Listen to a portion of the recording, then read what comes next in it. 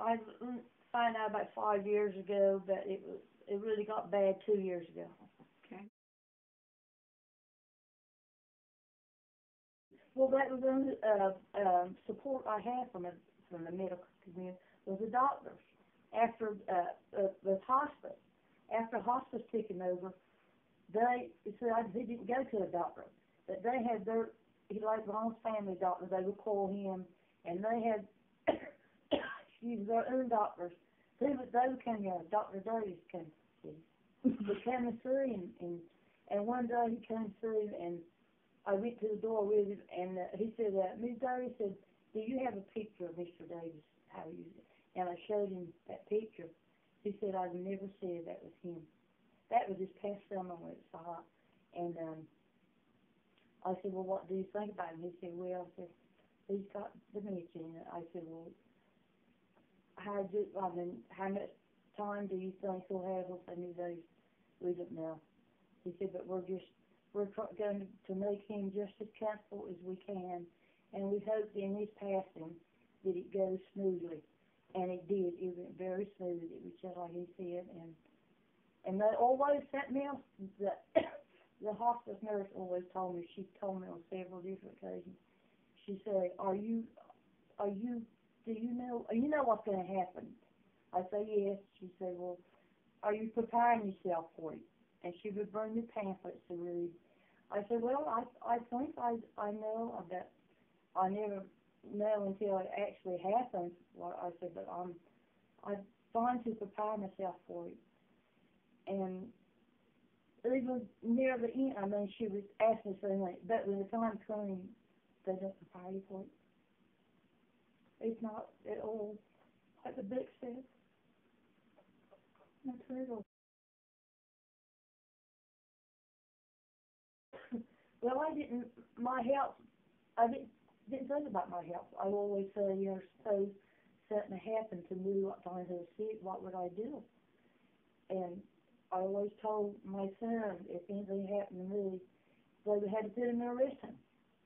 But I didn't take care of myself, and I still look very good. But my health was good.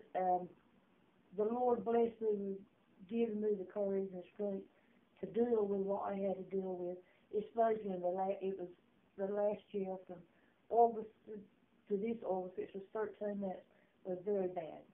But I got through it. Well, a lot of people in the community come, if I wanted her, she'd come sit with him and let me run to the store. But you feel like if there's anything that you do all you can. Because one thing, I didn't want people to come in and see with us. And the things he did, like he was a child. I didn't want people to see that. So therefore, I would do it, or my youngers, especially my son, would do it. But they were very supportive. I had a lot of people ask me to let them come here and spend the night, or come here and stay with him and let me go shopping. But I wouldn't do it. But I did have support from the community. It was very good to me.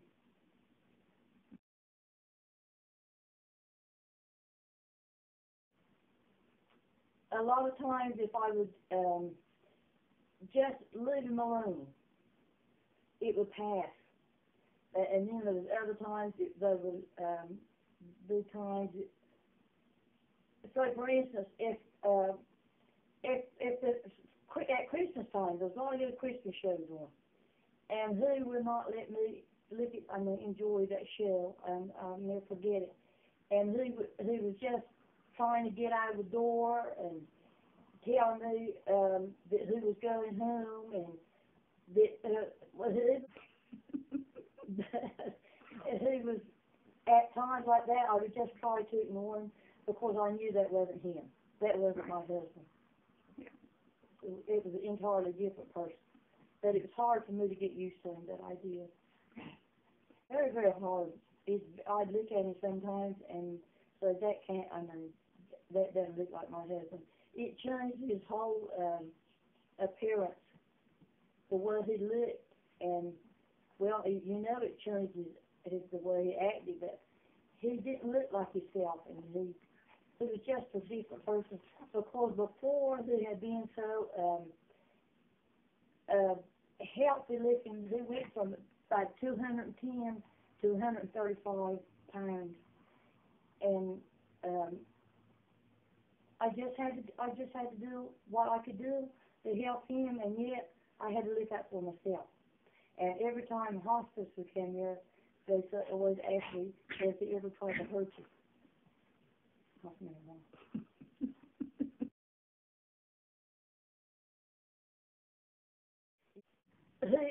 He was always worse in the afternoon.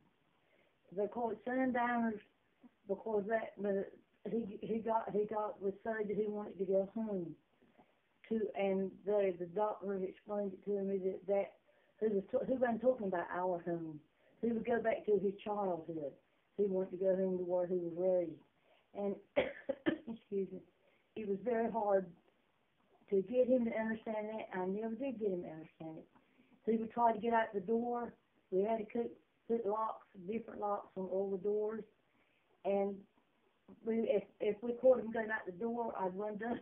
I caught him going out the door, and I pulled his shirt so hard the buttons come off it. That had gone back in the house, that he was very mad with me. But he didn't try to hit me, but he did try at times that he would get mad with me. That I would get out of his way, and it was some pass. And after it was over with, I was so...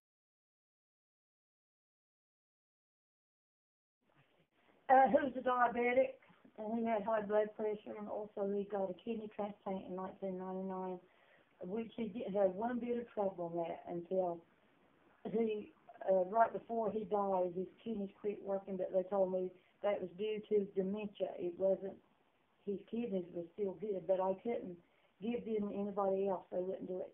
Okay.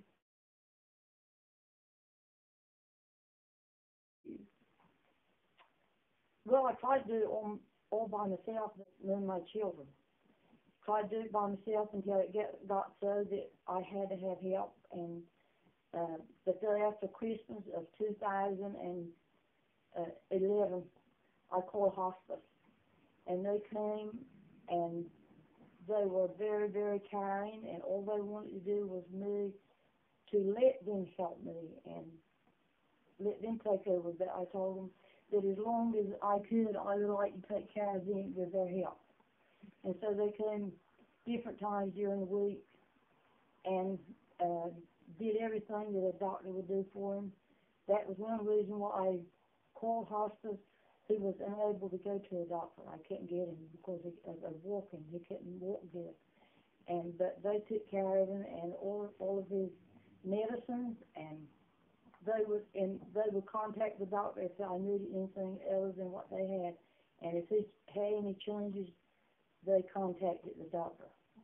And for all of his medicines, I didn't have to take him anywhere. Okay, let's break there. Yeah.